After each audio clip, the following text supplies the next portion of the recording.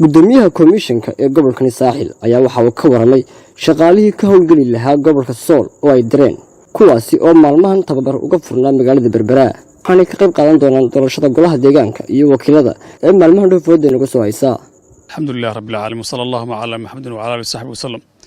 waxa ay shalayto oo ay tahay bishu 28 aanu ka dirnay gobolka Saaxil magaaladiisa caasimadda ee Berbera shaqaalihii ama howlwadanadii gobolka ka tegayay gobolka Sool magaalooyinkiisa Laascaanood iyo Caynaba halkaasi oo ay shalayto si nabadgelyo ku gaareen.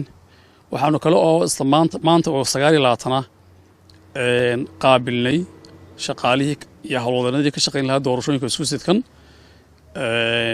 oo iyaguna si nabadgelyo ku soo gaaray.